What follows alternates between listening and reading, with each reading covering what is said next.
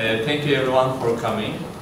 Before I start, I would like to say that it's a great pleasure and a big privilege for me to attend in such a great organization, and for which I am very grateful for all the responsibles.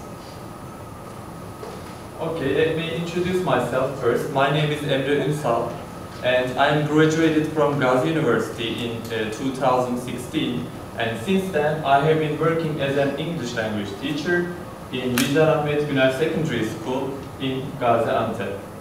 And I did an action research to develop my students' speaking skills using paper slide activity and flip learning. And today I will be sharing with you how it worked. The first things first, background information about my students. They are 5th graders and 11 and 12 years old. Which means they are A1 level according to the Common European Framework of Languages. And I picked daily routines unit.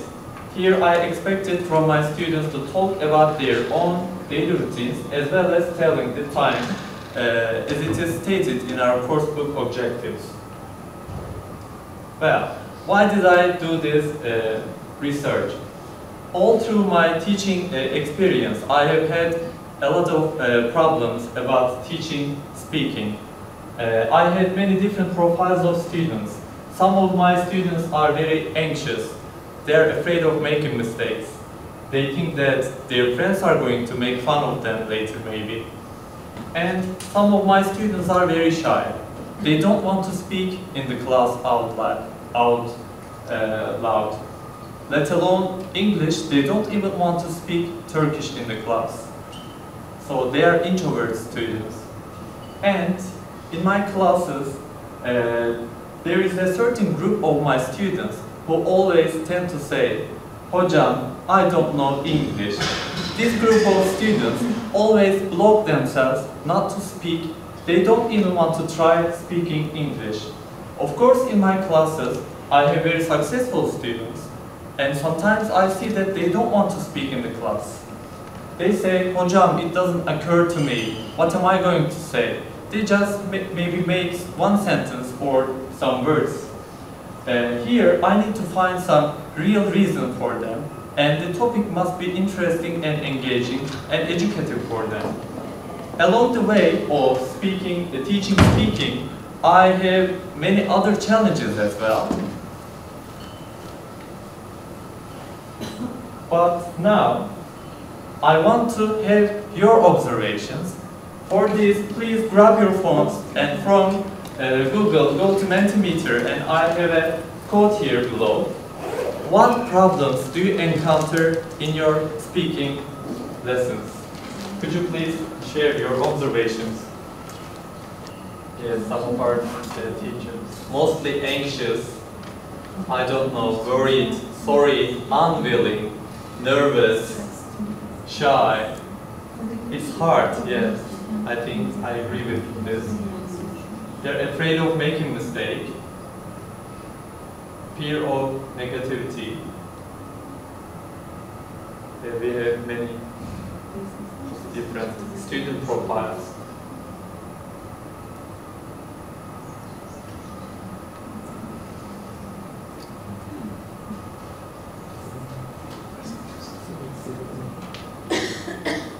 Unhappy, prejudice, frightened, fear, I don't know, time, stressed. This is also another problem because students are afraid of speaking among before their classmates. This is a stressful task. Okay, I think that's enough. Thank you for your contribution.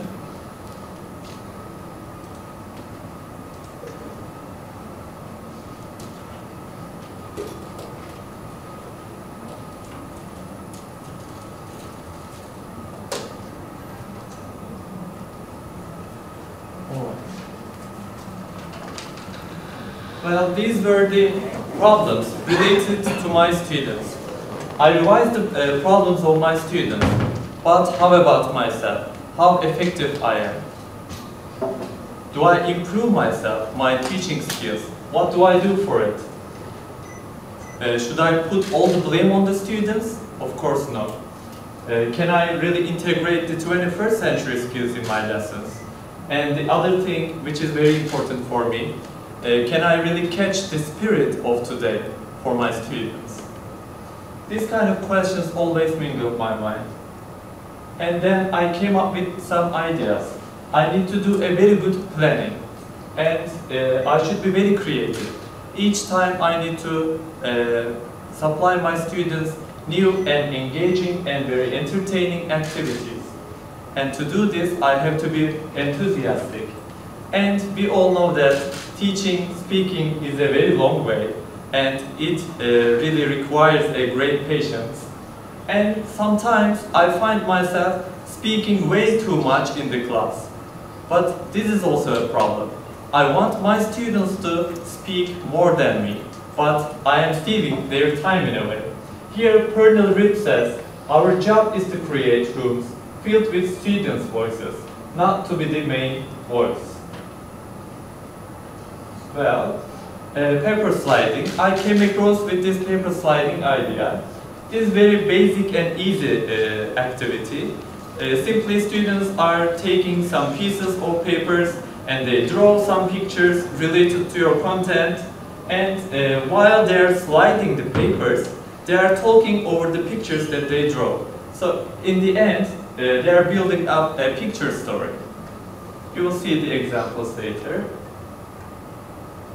Well, my students should be evaluated on a speaking rubric, and I showed them this speaking rubric before my study.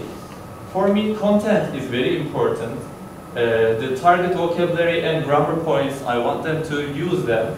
And time expression is also important because it is stated in the objectives for this study. Pronunciation, accuracy, fluency are a must for speaking rubric. And I also appreciate my students' preparations and efforts, which is very valuable for me. Well, I introduced this paper sliding activity to my control group, which is class 5B. And at the school, during our lesson time, I introduced the paper sliding activity, and my students did something. And here is an example of what my students did. I want to show you the video. Hello, I am Fevzi. My daily routines. I get up in the morning, wash my hands and face, get dressed and brush teeth, have a breakfast, go to school in the afternoon.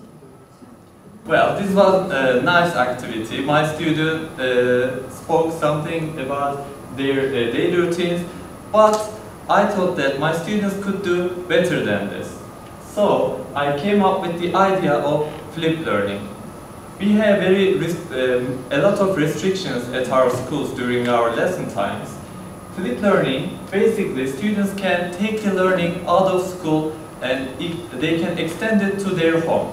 At home, students feel themselves more secure and they are much more relaxed at home. Students can learn at their own pace and they have a lot more thinking time and preparation time. Students can try again and again until they feel ready themselves.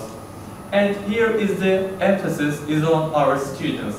They are active learners and they are learning how to learn. This is very important because students are also building up some new strategies. They are learning how they are learning actually. So it also helps to their autonomy.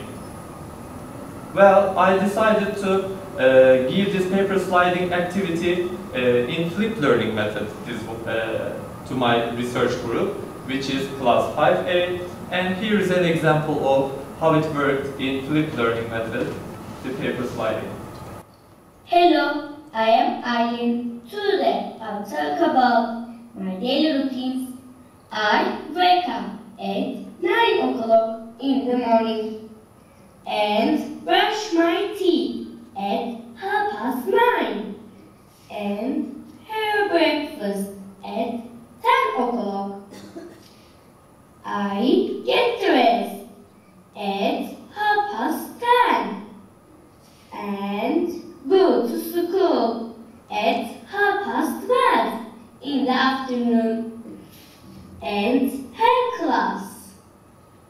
26. I have lunch at 2:30 and come home at 6:30 in the evening and get dressed, begin at 9 o'clock. I wash my hands and face at 9:10 in the evening and have dinner at 9:20 and do homework at 10 to 8. I watch TV until 9:30 and set an alarm at 10 in the evening and go to bed. Goodbye. See you. When we compare the both videos, you can see the difference very clearly, I think. And let's go on with the analysis part. Here, Mr. Baykul says prerequisite for parametric tests is that the data is in normal distribution. The data can be assumed to be in normal distribution as long as there are more than 30 participants. And in my classes, with my control group, there were 35 students from class 5B, and with my research group, there were 34 students.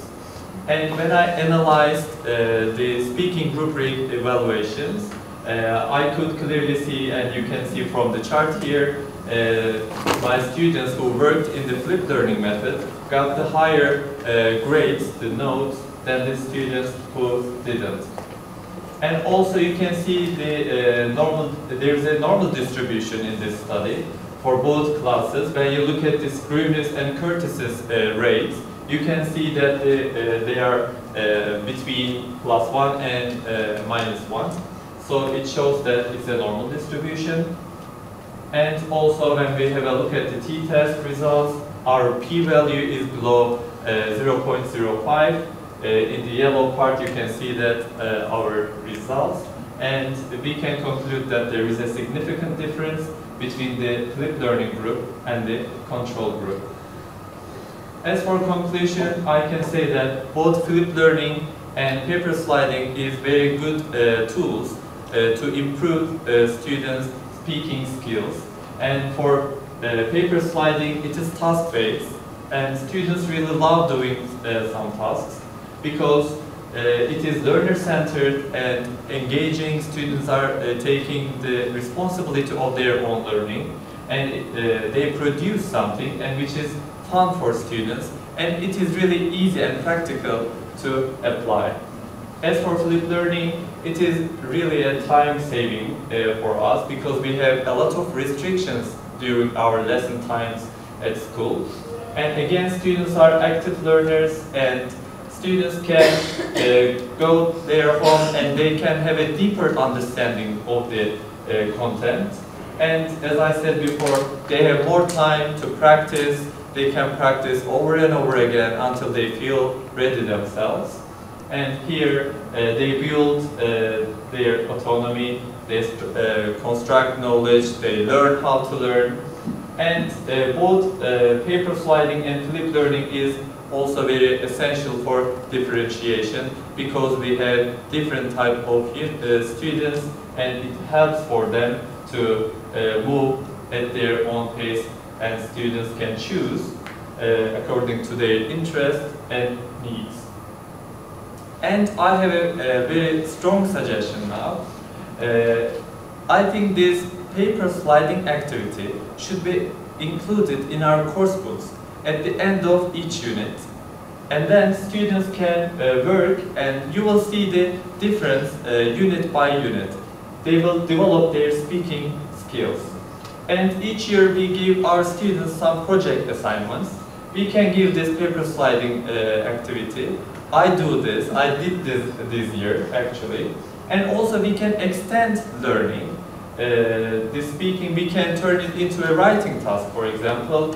We can want our students to upload their videos on a Padlet or on EVA platform, and there students can interact more. They can do some peer correction, and they can share some comments on each other's work. And thank you so much for your participation. And here, if you should want to try this paper sliding activity, please do not forget to tag me to your videos. I would be very glad if you could share them.